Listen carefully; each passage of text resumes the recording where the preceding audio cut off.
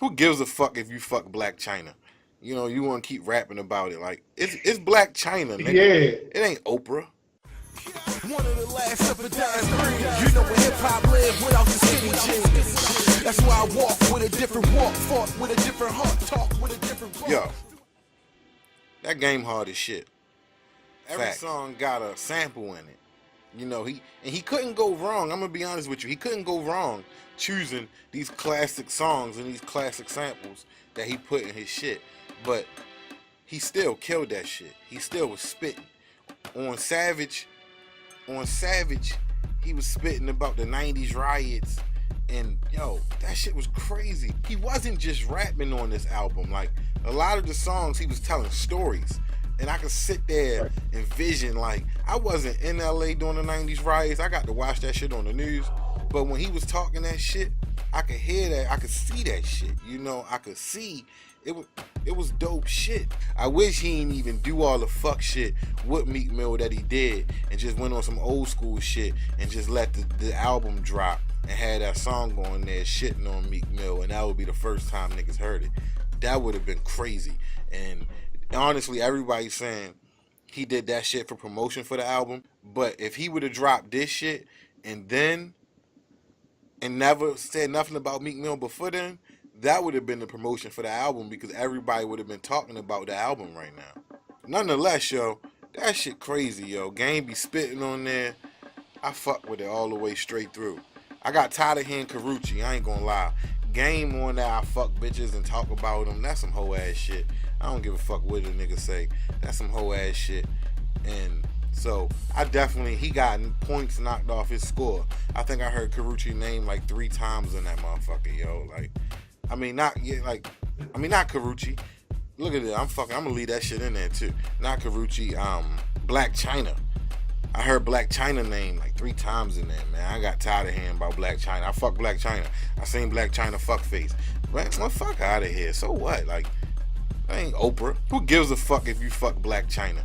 You know, you want to keep rapping about it. Like, it's Black China, nigga. Yeah. It ain't Oprah.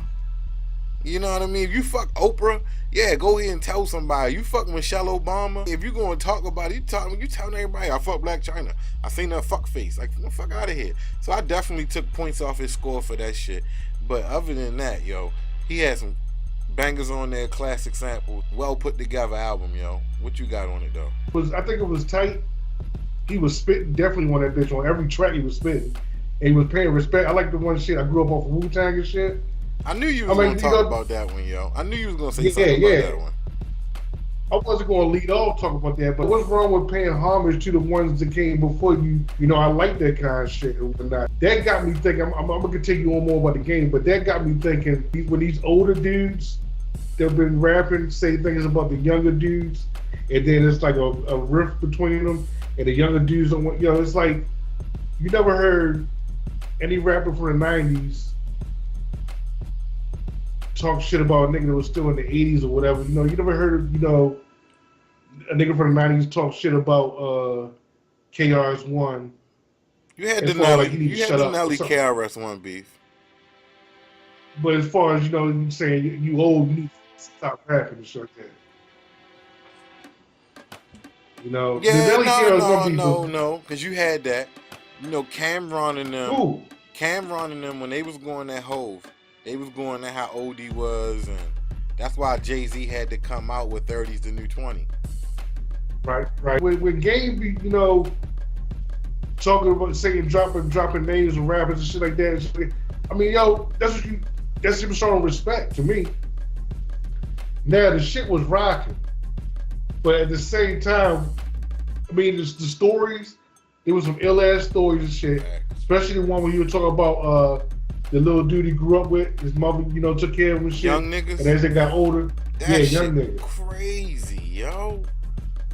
Yeah, I got older. That's some real shit. That shit make you think like, damn, that's really some shit like that really happens in LA. With this gang shit and whatnot. Yeah. You know what I'm saying? So I'm like, damn, that was an ill ass story and shit like that. And just all your stories and shit, you know how you'll talk about your father was a Crip, his mother was a Crip and shit. Then it's like, how do you become what you how do you become a blood and shit like that? So, but it's like things happen, and it's like the routes you gotta take and shit like that.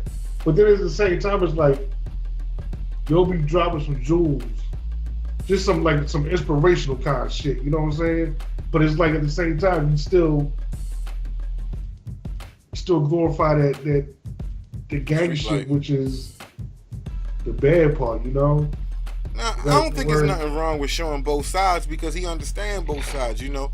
He giving you a perspective of where he come from. He also giving you a perspective of where he's at now. That's how I took it, you know what I mean? Where he can talk to the young niggas and be like, yo, this is what I was doing. In 1992, I was on these corners. In 1995, this is what I was doing.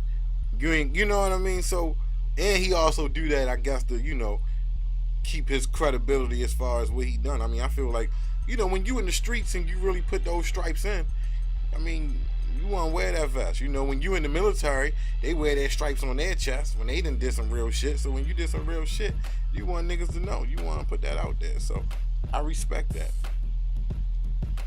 That shit was a good ass seat. Yeah, that shit was. I rocked that. Like I said, I rocked that shit 4 times today. And he did that shit without no features. He did that shit with very little features on there. I think it's only like 2 features on there. So, definitely. What you give it, though? I gave it a 9. Facts. Yep. I gave it a 9 as well. I gave it a 9. I had it higher, yo. But I last time I heard Blac Chyna name, I was like, no. I do like that song he even did about his wife or whatever. The joint in the beginning, I think it's the second song on there, Colors. I think he got the Ice-T sample on there. Yeah, Colors too.